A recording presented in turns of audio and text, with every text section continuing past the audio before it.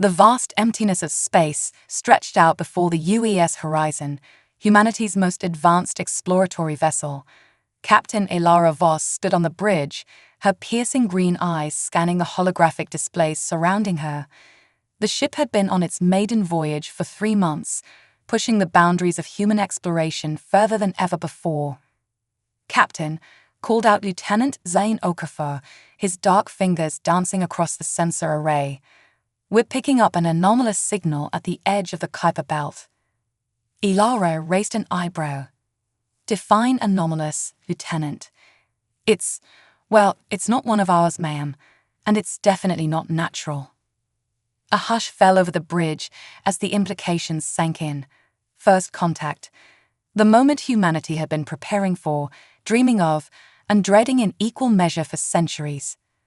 "Sound General Quarters," Elara ordered, her voice steady despite the adrenaline surging through her veins. "I want all hands at battle stations. We're not taking any chances." As klaxons blared throughout the ship, Elara turned to her XO, Commander Raj Patel. "Your thoughts, number 1. Raj stroked his salt and pepper beard, eyes narrowed in concentration. "We should approach with caution, but also openness. If it is first contact, we don't want to appear aggressive." Elara nodded. "Agreed. Helm, set an intercept course. Nice and easy." As the horizon glided through space, the source of the signal came into view on the main screen. It was a ship, but like nothing they had ever seen before. Its hull seemed to shimmer and shift, as if it wasn't quite solid. Tendrils of energy pulsed along its surface in hypnotic patterns. "It's beautiful," whispered Ensign Talia Chen, the youngest member of the bridge crew. "And potentially deadly," added Major Darius Stone, the head of the ship's marine contingent. His hand rested on the butt of his sidearm, ready for anything. Suddenly, the alien ship's energy patterns changed, becoming more erratic. "Captain," Zane called out, "I think they're in distress."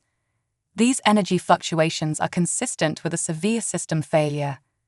Elara's mind raced. Protocol dictated caution, but every instinct screamed at her to help. "Hail them," she ordered. After several tense moments, the main screen flickered to life. The bridge crew gasped collectively. The beings on the screen were undeniably alien, yet hauntingly beautiful.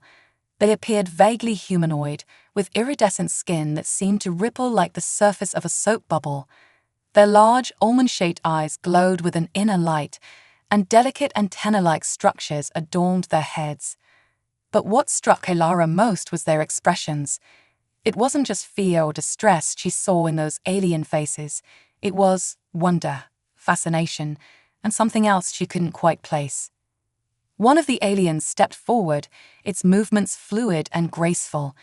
It spoke, and while the words were incomprehensible, the universal translator built into the ship's systems quickly began to decipher the language. "Request assistance." The translation came through, stilted but understandable. "Our propulsion systems have failed, and life support is critical. We are the Lyrani, and we come in peace." Elara straightened her uniform and took a deep breath. This was it, the moment that would define her career, possibly the future of humanity itself. "I am Captain Elara Voss of the United Earth Ship Horizon," she said, her voice clear and confident. "We stand ready to assist you." The alien's eyes widened, and a ripple of movement passed through the beings visible on the screen. They seemed to be whispering among themselves, their antennae twitching in what Elara guessed was excitement or agitation. The lead alien spoke again, its voice tinged with what sounded like awe. You are not like the others. Your voice, your form, are you what our ancestors called male?" Confusion rippled through the horizon's bridge. Elara exchanged a glance with Raid, who shrugged, equally perplexed. "I am female," Elara said carefully, "but yes, some of my crew are male. Is this significant?" The alien's skin rippled with colors, a display that the universal translator couldn't interpret. "In all our recorded history, we have never encountered a species with 2 distinct sexes. This is unprecedented." Major Stone stepped forward, his muscular frame filling the video feed. "Ma'am, with all due respect, we should focus on their distress. We can discuss biology later." The reaction from the aliens was immediate and startling. Their antennae stood rigid, their skin flashing with brilliant pulses of color. Some seemed to sway on their feet, while others pressed closer to the screen, eyes wide with what could only be described as hunger. "By the cosmic mothers," the lead alien breathed. "A male. We had thought them myths, legends from the time before the Great Separation. Captain Voss, we formally request permission to board your vessel. As scientists, we must study this phenomenon." Ilara felt a headache coming on. First contact was complicated enough without throwing in an alien species that had apparently never seen men before. She could already see the gleam in Darius' eye, a mix of male pride and very human curiosity. "We'll send a shuttle to assist with your life support systems," Ilara said diplomatically. "As for boarding, we'll need to discuss protocols first. This is new territory for all of us." As the communication ended and preparations for the rescue mission began, Ilara couldn't shake the feeling that they were stepping into something far more complex than a simple rescue operation. The universe, it seemed, had a sense of humor, and humanity was about to become the punchline in a cosmic joke about the birds and the bees. "Well," Raj said, a hint of amusement in his voice, "this should be interesting." Ilara could only nod in agreement. Interesting didn't begin to cover it. The shuttle bay of the UES Horizon buzzed with activity as the rescue team made final preparations. Major Darius Stone stood at the head of the group, his imposing figure a stark contrast to the sleek, utilitarian design of the bay. "Remember," he addressed his team, a mix of Marines and engineers, "we're dealing with an unknown species here. Stay alert, but non-threatening. Any sign of hostility, you fall back immediately. Clear?" A chorus of "Yes, sir," echoed through the bay. Captain Ilara Voss approached, her face a mask of professional calm. "Major, a word." As they stepped aside, Ilara lowered her voice. "Darius, I need you to be extra cautious.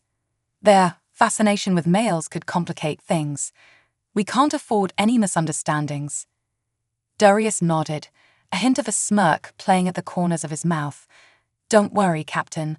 I'll keep my irresistible charm in check." Ilara rolled her eyes, but there was a glimmer of amusement in them.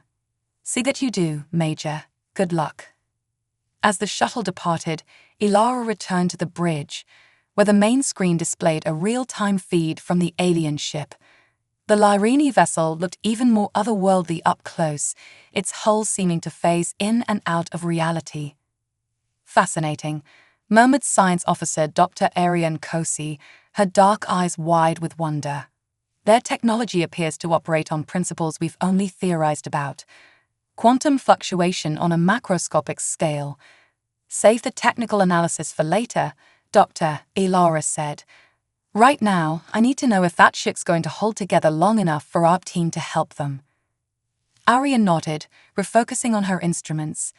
"Life support is critical but stable for now. Their power source is unlike anything I've ever seen. Wait." She frowned, tapping at her console. "Captain, I'm detecting a massive energy surge." On the screen, the Lyrini ship pulsed with blinding light. For a moment, it seemed to stretch and distort, as if being pulled in a dozen directions at once. Then, with a silent flash, it vanished. "Report," Ilara barked, her heart racing. "The Lyrini ship has disappeared, Captain," Zane said, his voice tight with disbelief. "But I'm still detecting their energy signature. It's inside our ship." Before Ilara could respond, the bridge doors hissed open. In strode 3 Lyrini, their iridescent skin shimmering under the bridge lights. The lead alien, taller than the others, fixed its gaze on Ilara. "Greetings, Captain Voss," it said, its voice melodious yet somehow unsettling. "I am Zylvana, first sage of the Lyrini. We apologize for the unorthodox entrance, but our situation required creative solutions." Ilara's hand hovered over her sidearm, but she kept her voice steady. Sage Zilvana, while we appreciate your situation, teleporting aboard an alien vessel without permission is generally considered an act of aggression. Zilvana's antenna twitched, a ripple of color passing across its skin. Aggression? No, you misunderstand. We merely wish to expedite our cultural exchange. Time is of the essence, you see. Our scientists are most eager to begin their studies. Studies? Ilara's eyes narrowed. I'm afraid you've overstepped, Sage. Our offer of assistance didn't include becoming research subjects. One of the other Lyrini stepped forward, its eyes fixed on Raj. But surely you understand the importance of this moment. The existence of your males changes everything we thought we knew about sentient life. Raj shifted uncomfortably under the alien's intense gaze. With all due respect, our biology isn't up for debate or study without our consent. The third Lyrini, who had been silent until now, suddenly darted forward with surprising speed. Before anyone could react, it had pressed itself against Darius, who had just entered the bridge. Its hands roamed over his chest and arms, antennae quivering with excitement. Fascinating, it exclaimed. The muscular density, the pheromone output, it's exactly as the ancient texts described. Darius, to his credit, remained still, though his jaw clenched visibly. "Ma'am," he said tightly to Ilara, "permission to remove our guest." "Granted," Ilara snapped. She turned to Zilvana, her patience wearing thin. "Control your people, Sage, or this cultural exchange will be over before it's begun." Zilvana made a series of clicks and whistles, and the overenthusiastic Lyrini reluctantly stepped away from Darius. "My apologies, Captain. Neelyra is our lead xenobiologist. Her enthusiasm sometimes overrides her manners." Ilara took a deep breath, centering herself. This was first contact after all. Some bumps were to be expected. "Let's start over, shall we? We offered assistance with your ship's systems. That offer still stands. But any further interaction needs to be discussed and agreed upon by both parties." Zilvana's skin rippled with what might have been embarrassment. "Of course, Captain. We are grateful for your help. Perhaps we could arrange a more formal exchange of information. Our two species have much to learn from each other." As Ilara considered the request, alarms suddenly blared throughout the ship. Zane's fingers flew over his console. "Captain, we're detecting multiple unidentified vessels entering the system. They're on an intercept course, and they're charging weapons." Ilara's eyes met Zilvana's, and she saw her own surprise and concern mirrored in the alien's luminous gaze. Whatever their differences, it seemed both humans and Lyrini were about to face a common threat. "Red alert," Ilara ordered, her voice calm despite the circumstances. "All hands to battle stations." She turned to Zilvana. "It seems our cultural exchange will have to wait, Sage. Right now, I need to know, are these friends of yours, or do we face this threat together?" Zilvana's antenna drooped, a gesture that needed no translation. "They are the reason we fled, Captain, the Void Hunters. They seek to harvest all sentient life for purposes too terrible to contemplate." As the unknown ships drew closer, their menacing forms becoming visible on the main screen, Ilara made a split-second decision. "Then it seems, Sage Zilvana, that humanity and the Lyrini are about to engage in the ultimate form of cultural exchange, fighting side by side." The bridge crew tensed, ready for action. The Lyrini, despite their earlier faux pas, seemed equally determined. As the first shots from the enemy ships lanced out across space, humans and aliens stood united, facing a threat that threatened them all. The true test of their nascent alliance was about to begin. The bridge of the UES horizon erupted into a flurry of activity as the first volley from the Void Hunters slammed into their shields. Captain Ilara Voss gripped her command chair, her voice steady as she barked orders. "Evasive maneuvers. Zane, I need a threat assessment. Area, work with our Lyrini guests. See if they have any intel on these Void Hunters that could give us an edge." As the ship banked hard to port, narrowly avoiding another barrage, Zolvana stepped forward, antenna twitching with agitation. Captain, the Void Hunter's technology far surpasses both of ours. They're not just after our bodies, they seek to harvest our very essence, our consciousness. Ilara's eyes narrowed. Essence harvesting. Explain. Before Zolvana could respond, the ship rocked violently. Direct hit to our starboard engines. Raj called out. Shields down to 60%. Return fire, Ilara ordered.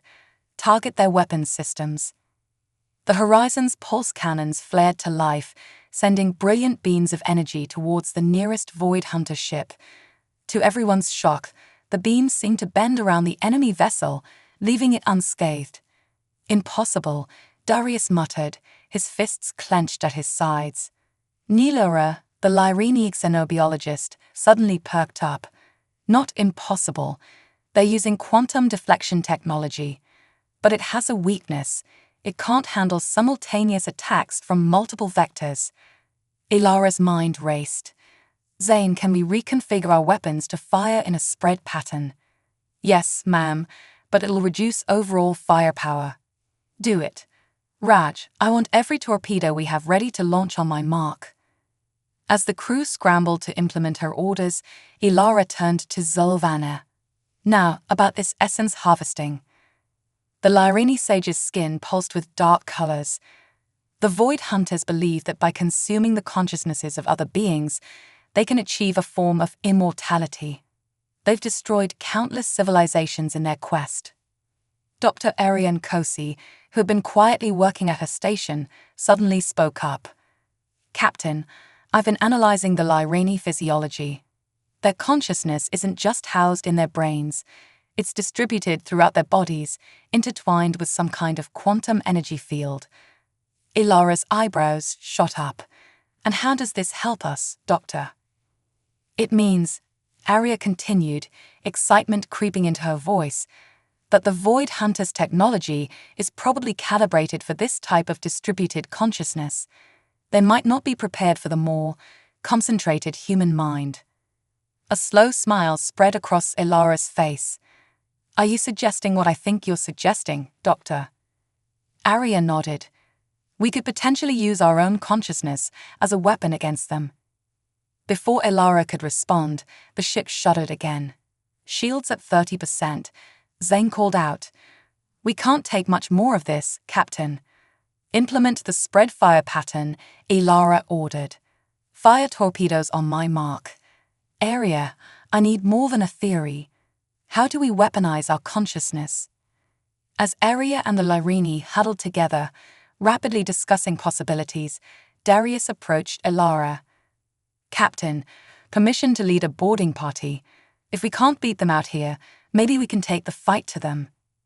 Ilara hesitated. The idea was risky, borderline suicidal.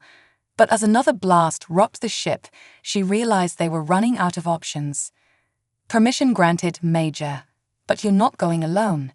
She turned to Zolvana. Sage, would any of your people be willing to join this mission? Your knowledge of the Void Hunters could be crucial. Zolvana's antenna straightened, a gesture Ilara was beginning to recognize as determination. I will go myself, Captain. It is time the Lyrini stood and fought rather than fleeing. Nilira stepped forward as well. I too will go. My scientific knowledge may prove useful. Ilara nodded. Assemble your team, Major. You leave in 5 minutes. She turned back to the view screen, where the Void Hunter ships loomed menacingly. Zane's status on the weapon reconfiguration. Ready, Captain. Then let's give our boarding party some cover. All weapons, fire. The Horizon unleashed a dazzling display of firepower, beams and torpedoes arcing out in complex patterns. For the first time, the Void Hunters seemed caught off guard. One of their smaller ships spun out of formation, venting atmosphere.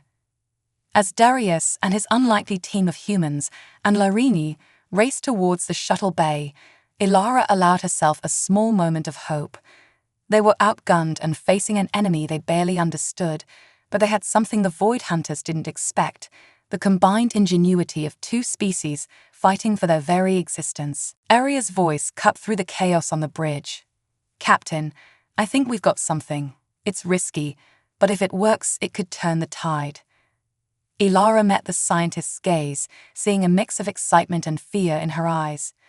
"At this point, Doctor, risky is all we've got. What's the plan?" As Aria began to explain, the shuttle carrying Darius, Zilvana, and their team launched from the horizon, streaking towards the largest Void Hunter ship. The next few minutes would determine not just the fate of their two species, but potentially that of the entire galaxy. The true battle was about to begin, and humanity was about to show the universe why you should never underestimate a cornered Earth. The shuttle hurtled through space, dodging energy blasts and debris as it approached the massive Void Hunter vessel. Inside, Major Darius Stone gripped the controls, his jaw set in grim determination. "Approaching the target," he announced. "Brace for impact." Beside him, Zilvana's iridescent skin pulsed with a mix of fear and excitement. "Your piloting skills are impressive, Major," the Lyrene sage admitted. Darius allowed himself a small grin. "Just wait till you see me in a real fight." The shuttle crashed into the Void Hunter ship's hangar bay, skidding across the floor in a shower of sparks. As the dust settled, Darius and his team emerged, weapons at the ready. "Remember," Darius addressed the mixed group of humans and Lyrene, "we're here to sabotage their systems and gather intel. Stay together, watch each other's backs, and if you see anything that looks important, blow it up." As they moved deeper into the ship, the stark difference between human and Lyrene biology became apparent. The Lyrene moved with an almost liquid grace, their bodies adapting to the alien environment with ease. In contrast, the humans relied on their training and technology, each step calculated and precise. Nilara, the Lyrene xenobiologist, paused at a junction, her antenna twitching. "Major, I'm detecting strong energy readings from that direction. It could be their main power core." Darius nodded. "Good work. Let's move." He was cut off as a group of Void Hunters rounded the corner.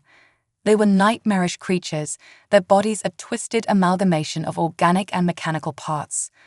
Where eyes should have been, they had pulsing orbs of energy that seemed to stare into the very souls of their prey.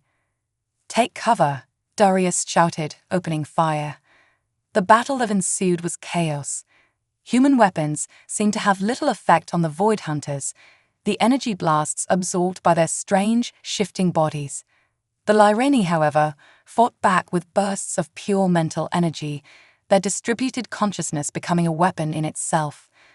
As Darius watched a Lyrene warrior literally melt a Void Hunter with the power of its mind, he couldn't help but feel a twinge of inadequacy. "And here I thought we humans were the badasses of the galaxy," he muttered. Zilvana, overhearing him, placed a hand on his shoulder. The touch sent an odd tingling sensation through Darius's body. "Do not underestimate your people, Major. Your adaptability, your creativity. These are powers the Void Hunters cannot comprehend." Their moment was interrupted by a scream. One of the human soldiers had been cornered by a Void Hunter, its tendrils wrapping around the man's head. Without hesitation, Nilara leaped into action. She threw herself at the Void Hunter, her body glowing with an intense light. There was a blinding flash, and when it faded, both Nilara and the Void Hunter lay motionless on the ground. Darius rushed to check on them. The human soldier was shaken but alive. Nilara, however, was barely conscious, her usual shimmer dull and fading. "What did you do?" Darius asked, cradling the Lyrene scientist. Nilara's antenna twitched weakly. Overloaded, its neural interface. Couldn't let it take him. Darius felt a surge of respect for the alien who, just hours ago, he had regarded with suspicion and mild annoyance. "Thank you," he said softly. "That was incredibly brave." As Nilara slipped into unconsciousness, Darius made a decision. He scooped up the Lyrene in his arms, her surprisingly light form fitting against his chest. "Change of plans," he announced to the team. We're heading back to the shuttle. We need to get Naylira medical attention. Zulvana's antenna drooped. But the mission? We'll find another way, Darius cut her off. I'm not leaving anyone behind, human or Lyrini. As they fought their way back to the hangar bay, Darius felt something shift inside him. The Lyrini were no longer just alien allies of convenience. They were comrades, willing to sacrifice themselves for humans they had just met. Back on the horizon, Captain Elara Voss watched the battle unfold with growing concern. The reconfigured weapons had bought them some time, but the Void Hunters were adapting quickly. Status on Dr. Nkosi's plan, she demanded.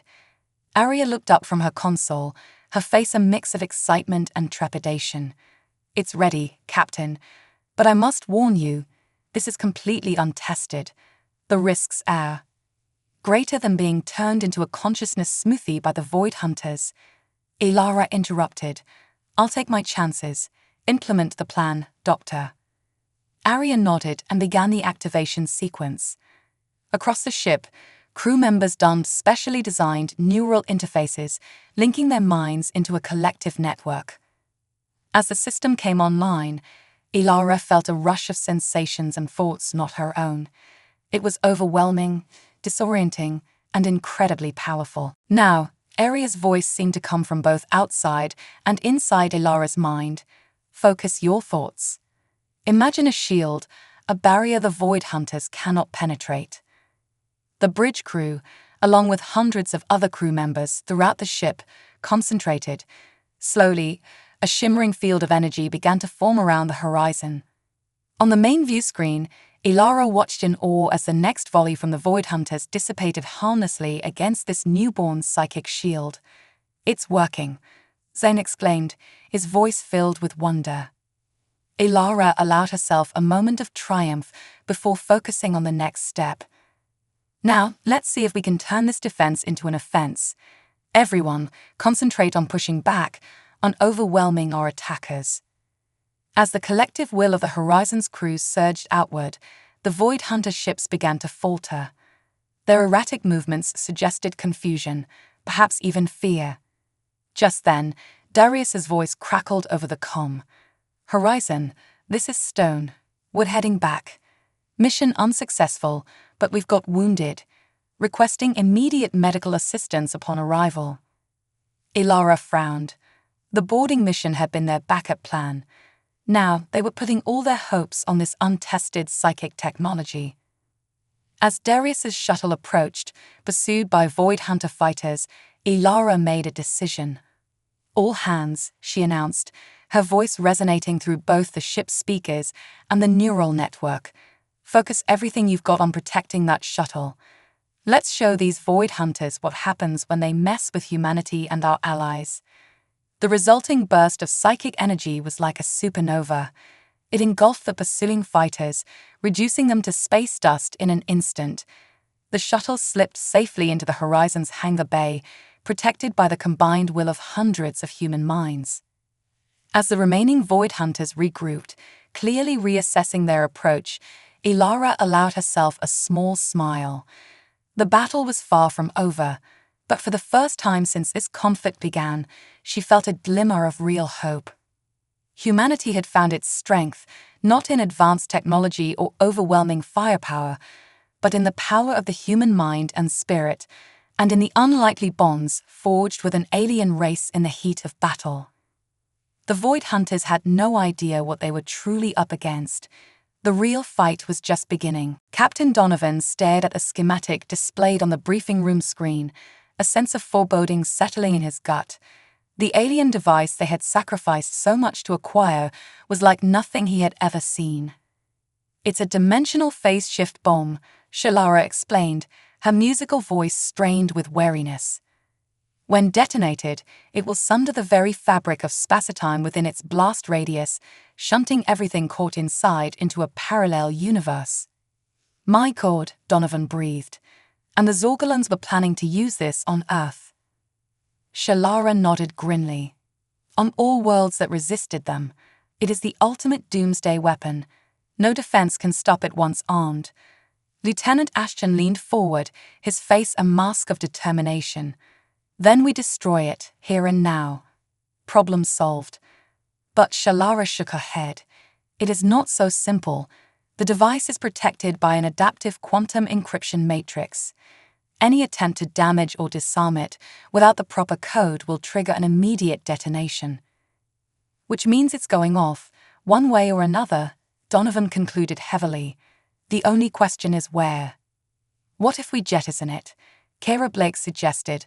Launch it on a probe set to maximum warp velocity. Get it as far from inhabited space as possible before it blows. Shalara considered this, then shook her head once more. The intricacies of the phase shift technology are imperfectly understood, even by the Zorgolons. My analysis indicates the explosion will propagate through subspace, increasing its effective range 100-fold. Nowhere in the known galaxy would be safe. Silence fell as the implications sank in. Finally, Donovan rose to his feet. Then there's only one choice. We take it through the rift, back to the Zorgolon universe, and blow it in their faces. With any luck, it'll take out their entire armada. Shalara's golden eyes widened. But Captain, the rift is already destabilizing. There is no guarantee of returning to our own universe. I know the risks, Donovan said heavily, but it's the only way to be sure. He turned to his crew, jaw set with resolve. I won't order anyone to go on what is likely to be a one-way trip. The Dauntless will take a skeleton crew, myself and essential personnel only. Everyone else will evacuate to the Kivrali ships. Ashton stepped forward immediately. Count me in, Captain. I've got a score to settle with those scaly bastards. Kara Blake moved to Donovan's side, her hand finding his. Any way you go, I go, she murmured. One by one, the rest of the senior staff and several Marines volunteered, Shalara included. Donovan's chest swelled with pride at their courage, even as his heart ached at what he was asking of them. Within the hour, preparations were complete. The Dauntless, a shadow of its former self with a mere dozen souls aboard, turned its prow toward the seething maw of the rift. Attic eye, Kara began, her voice catching. But Donovan silenced her with a kiss, fierce and hungry, pouring all his unspoken feelings into the contact. I know, he whispered as they drew apart. Me too. Then he straightened, squaring his shoulders as he faced the maelstrom that would carry them to their destiny. Take us in, Helm. Full speed ahead. The Dauntless plunged into the rift, the energies engulfing it in a blaze of searing light. For a breathless moment, there was only the roar of the tortured space and the bone-jarring shudder of the hull. Then they were through, streaking into a star field choked with the looming hulls of Zorgolon dreadnoughts. Their arrival did not go unnoticed. The enemy ships began to turn, weapons ports flaring to life. Donovan bared his teeth in a wolf's grin. Time to give the roaches a taste of their own medicine. Armed the device and prepared to beam it aboard the nearest ship. Shalara's slender fingers raced over the controls, priming the phase shift bomb. Detonation sequence initiated. 30 seconds to transport. The Dauntless shuddered as the first volley of enemy fire impacted its failing shields. Consoles exploded in showers of sparks and the lights flickered ominously. Shields down to 15%, Kara reported, her voice taut as a piano wire. Structural integrity is failing. Hold together, baby, Donovan urged, patting the arm of his command chair. Just a little longer. An alarm warbled. Bomb is armed and ready, Shalara announced. Transport in 3, 2, 1. A chime sounded, indicating the device had dematerialized from the Dauntless cargo bay and rematerialized deep within the bowels of the Zorgolon flagship. Get us out of here, maximum warp, Donovan barked. The Dauntless lurched as it strained to break free of the enemy formation, even as a chain reaction of explosions began to rip through the Zorgolon ships, space itself warping and fracturing around them. Warp drive is offline, the helmsman reported, his voice leaden with dread. We're not going anywhere. Donovan reached for Kara's hand once more as a tide of searing white light rushed toward them, the very universe unraveling in its wake. He met her gaze, seeing his own regret and resolve mirrored there. They had done their duty. The rest was in the hands of fate. The light engulfed the Dauntless, and everything dissolved into a roaring silence. Consciousness returned to Alec Donovan in stages, like a diver surfacing from the abyssal deep. First came the awareness of a hard surface beneath his back, then the hum of activity around him. Muffled voices sharpened into clarity. Vitals stabilizing. He's coming around. Donovan cracked his eyes open, wincing against the brightness. He found himself staring up at a familiar face framed by an unruly thatch of blonde hair. Tom. What? Where? Lieutenant Ashton grinned down at him. Welcome back to the land of the living, Captain. You had us worried for a minute there. Memory crashed over Donovan like a frigid wave. The bomb, the rift, Kara. He bolted upright, heedless of the vertigo that lanced through his skull. The crew. Are they? See for yourself, Ashton said, stepping aside. Donovan found himself in the dauntless med bay, surrounded by his bridge officers in various states of bandaged dishevelment. And there, seated on the adjacent bed, was Kara. She offered him a wan smile. Relief left Donovan lightheaded. We made it. But how? That is a bit of a long story, a melodic voice interjected. Shalara glided into view, her lavender skin mottled with healing burns, but her golden eyes bright. The short version is that the interaction of the phase shift bomb with the rift created an anomalous effect. Instead of being destroyed, the Dauntless was catapulted through space-time. Donovan struggled to wrap his head around the implications. To where, or shall I say when? Shalara spread her hands. The astronomical readings are like nothing in our records, and the quantum dating of the local space dust yields figures that are, quite frankly, impossible. A chill walked down Donovan's spine. How impossible. Kara leant to his side, calling up a holo display. According to these readings, we've traveled over 10 million years into the future. Donovan felt the bottom drop out of his stomach as he stared at the uncompromising data. The enormity of it crashed down on him, everyone and everything they had ever known, lost to the mists of deep time. Earth, the Alliance, the war, all distant memories. He looked around at his crew, seeing his own shock and disorientation reflected in their expressions. But beneath that was something else, a glimmer of determination, of solidarity. They had come this far together. They would face whatever came next the same way. Donovan rose to his feet, ignoring the protestations of his battered body. All right, people, listen up. We all signed up for a one-way trip. We knew the risks. The fact that we're alive at all was a miracle, and I, for one, am not going to squander it. He gestured to the viewport, where unfamiliar star patterns wheeled in the endless night. Out there is a whole new universe to explore. New worlds, new civilizations. A fresh start. It won't be easy. We have limited supplies, no backup, no way of knowing what we're flying into. But we have each other. And that's a damn sight more than most pioneers start with. Donovan drew himself up to his full height, feeling the mantle of command settling back onto his shoulders. We're still crew of the Dauntless, still representatives of the human race and the values of the Alliance, even if they're just memories now. It's our duty, our privilege, to carry those values forward, to plant the seeds of civilization in this virgin soil. He met each of their gazes in turn, seeing the embers of determination kindling into purpose. It will be the challenge of a lifetime, but I can't think of a better group of people to face it with. So what do you say? Are you ready to discover what the future holds? A ragged cheer went up from his crew, human voices mingling with Shalara's musical tones. Donovan felt a swell of fierce pride. The galaxy had changed. The mission had changed.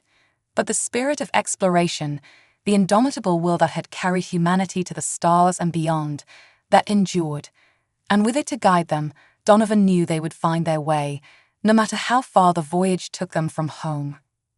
A smile tugged at his lips as he imagined the wonders and dangers that awaited them. The undiscovered country of the future, virgin territory for a new generation of trailblazers. terra incognita, and they would be the first to chart it. "Set a course for the unknown helm," he ordered, his voice ringing with renewed strength. "Let's see what's out there. Engage." The Dauntless leaped to his command, the glow of its drive fins blazing against the stars as it pierced the veil of mystery.